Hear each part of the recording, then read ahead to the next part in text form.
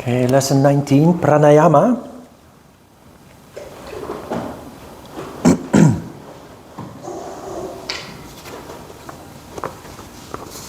A lot that you find in the handout is known because it is about energy, but we're going to do this in two parts. We have an introduction to Pranayama, and then after asana, we will read from the Hatha Yoga Pradipika and actually learn the first Pranayama exercise, Nadi Shodhana Pranayama. A Pranayama. Everything that we have done up until now, from lesson 1 to lesson 18, is to prepare for Pranayama, energy control. I deliberately say energy control because in most yoga schools, if Pranayama is done at all, it's done as breath control. Now, there are many reasons why it is not correct. One of the reasons is the logic in the build-up. If you look at the build-up in yoga programs where the teacher is not properly initiated, they take the text literally. They will do asana, yama niyama asana. Yama niyama is mostly dealt with in 1 or 2 lessons and very short, very superficial. Like non-violence is explained as don't kill your neighbor, and that's basically it. Don't tell lies to your teachers and your parents. As you have noticed, every class we dedicated to one subject and went very deep into it to see how we really function, to understand how we really function. Asana, and then you have Kriya, you take that literally, and then Pranayama is breath control. There is just the whole logic, the whole coherence is lost with that approach. If you understand how this all really works, you see that it's all connected. And you then also understand that pranayama cannot be breath control. The Hatha Yoga Pradipika, for example, what many people don't know about this book, I mentioned sattva when talking about the crown chakra, and I mentioned sattva every class, but sattva is in the title of the book. Hatha means sun, moon. So it's the book that explains sun, moon principle, which is the principle of harmony. You already know a little bit about the subtle anatomy. Shiva energy comes in through the moon gate, while Shakti energy comes in through the sun gate. So when you read about pranayama as breath control, they do mention the sun and the moon, and that one is at the bottom of the spine and the other above the head. And then for some reason, they twist it into a way that you have 2 nostrils, and each of them has a different quality. And one is the Ida channel and the other is the Pingala channel. You just get lost into a diarrhea that really doesn't make sense if you're at least a bit skeptical.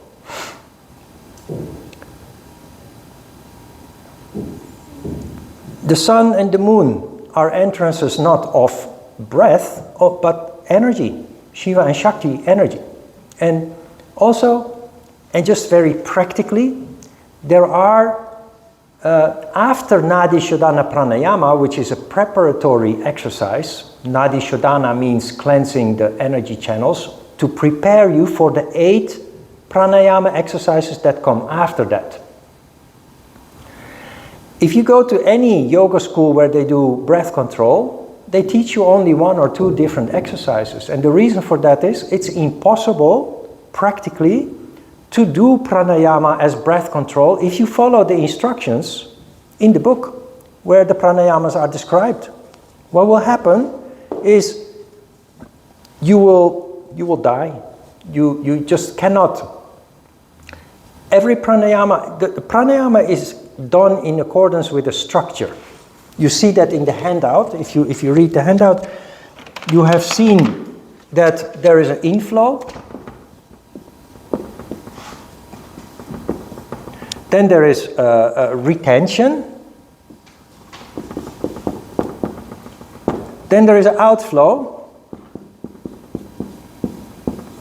And then there is the final retention. The retention in breath control is done as holding the breath. Now, if you do this as holding your breath, there is also a fixed count according to a ratio of 1, 4, 2, 4.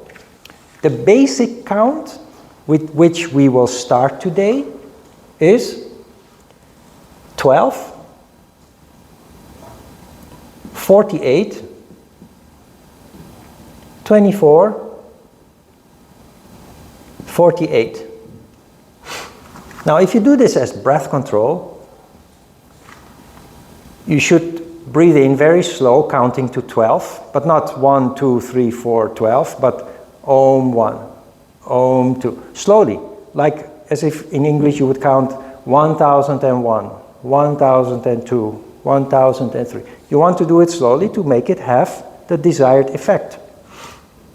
So if you do that, inhaling, you can count to 12 even when you do it slowly, but it's already difficult.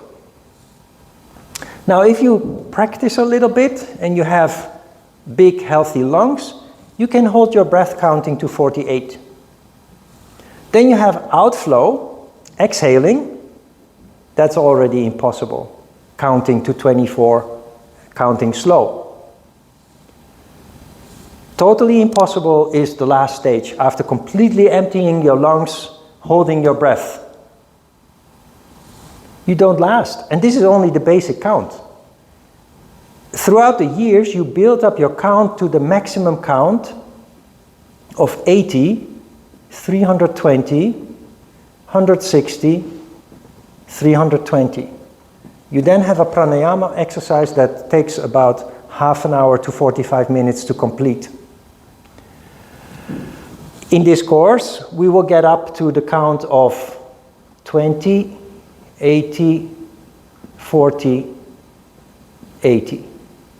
And after a couple of weeks, we will increase the count to 16, 64, 32, 64. Here, at the higher counts, it's totally impossible to do this as breath control.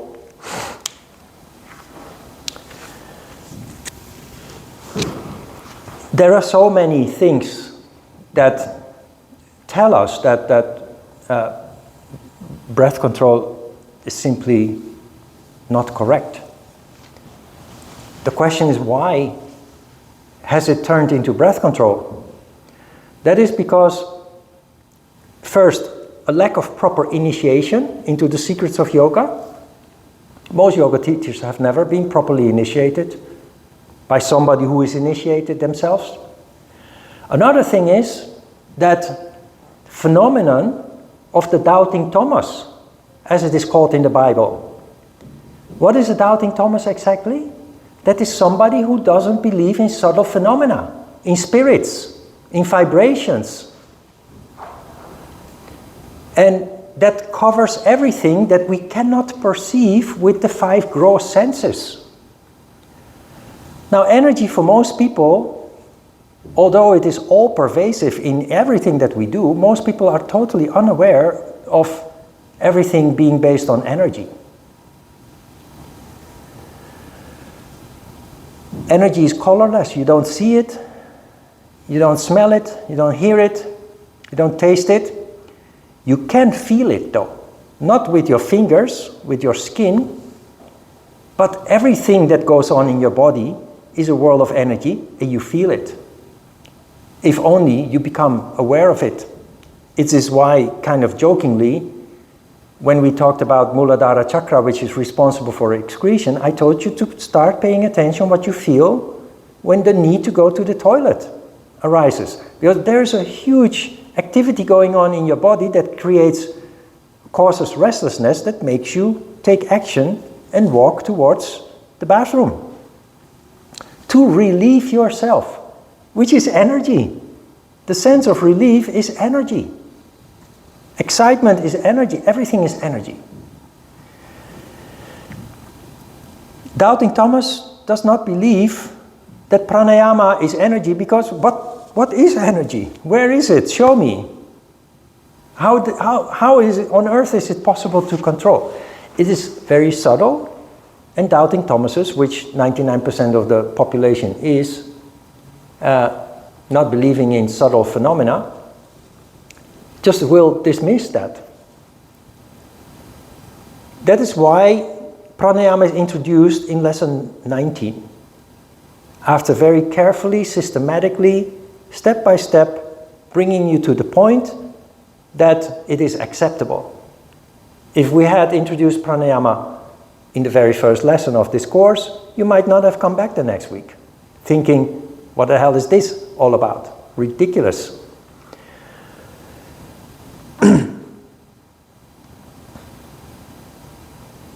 We have also some examples of people who have truly been helped by pranayama, who have tried everything before arriving at real pranayama.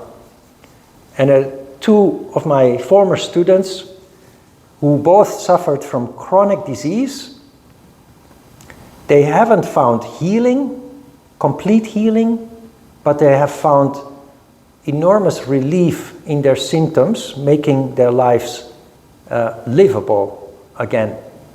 And the first came to me when I opened my studio in Itaewon and started teaching apart from the regular classes. I started teaching yoga in a structural way with the first teacher training course. And I was visited by a girl, a Korean girl, who introduced herself as a yoga teacher. And she wanted to know what our pranayama was like.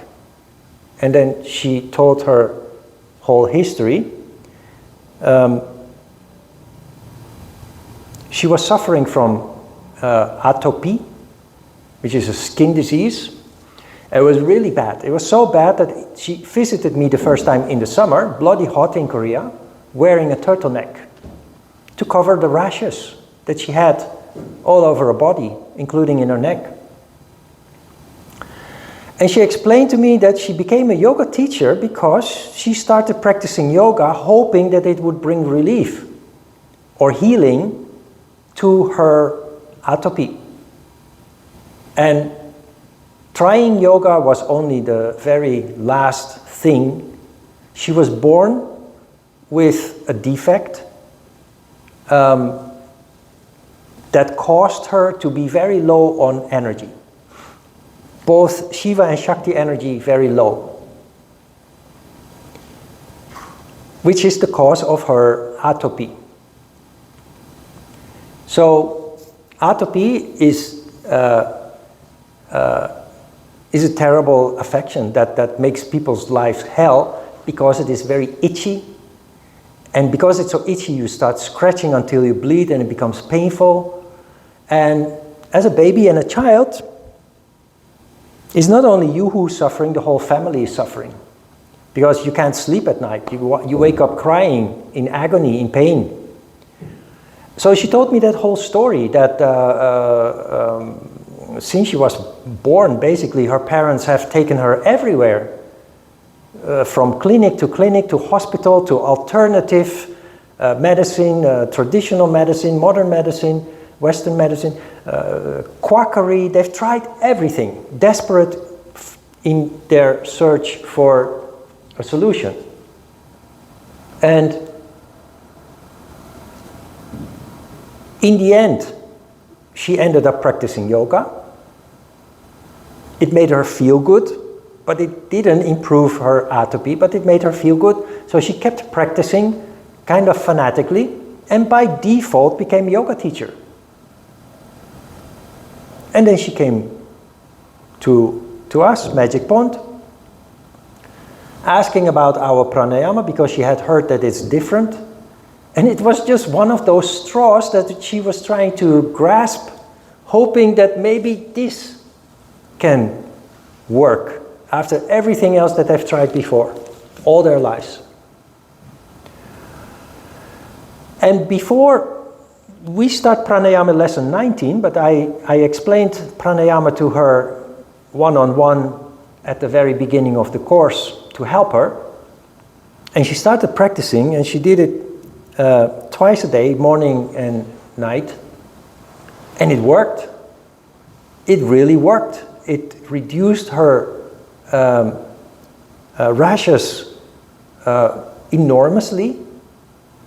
They disappeared from her throat and most parts of her body. And one day she came to me and she said, Ron, my mom wants to express her enormous thanks, gratitude to you, because for the first time our whole family has slept through the night without any disturbance from me. And that was the first example. And like I mentioned before, it doesn't heal completely the disease because it is chronic for a reason. And that is her low levels of energy. But what it does do is it reduces the symptoms by 90-95%, makes life livable again. But the problem is you have to keep practicing. And we are all only human. There comes times that you're distracted, busy with other things, you move house or you end a relationship that causes stress, and sometimes you just, for a while you don't practice. It comes back when she doesn't practice, which is then the motivation to pick it up again. The second example, a very clear example, was also a young lady, Vietnamese, who came to me also for the same reason, suffering from severe spinal rheumatism that was super painful, and made her, the doctors gave her very heavy painkillers that basically ruined her life, but she had no choice.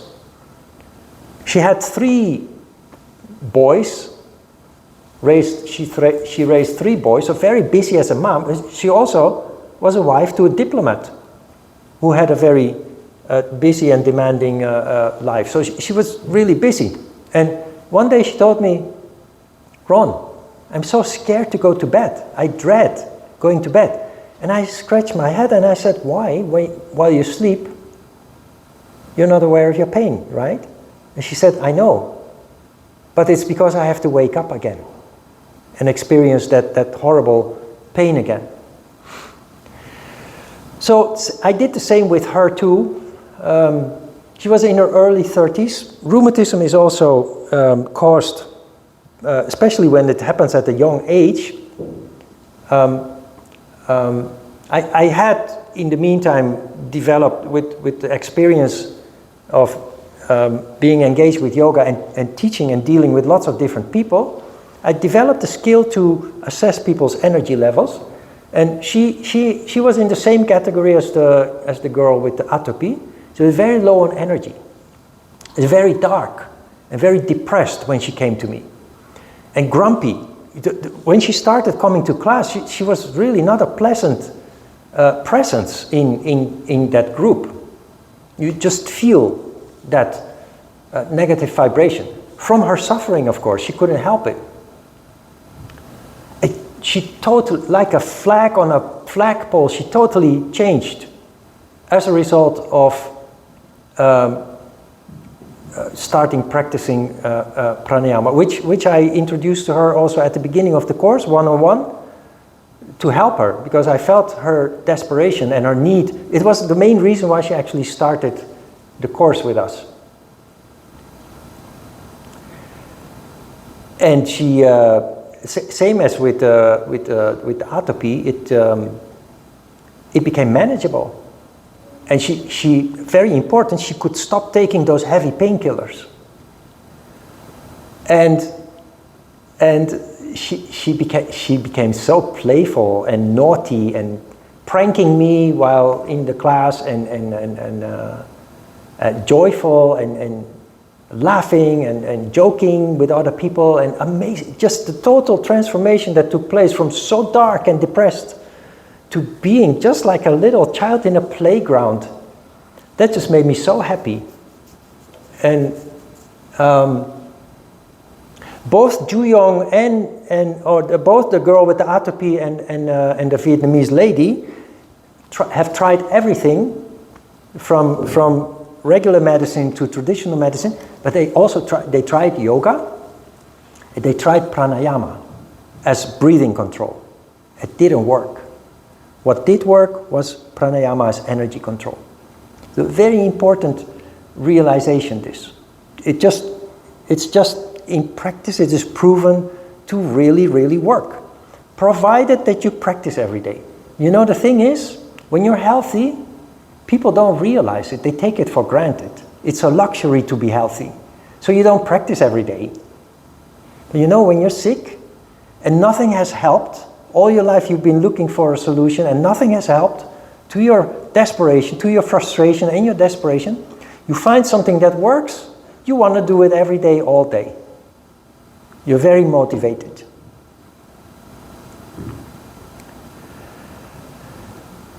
So very important to understand that pranayama just isn't breath control. You will notice also when we start doing pranayama that it will enhance the depth of your concentration meditation that follows after the pranayama exercise.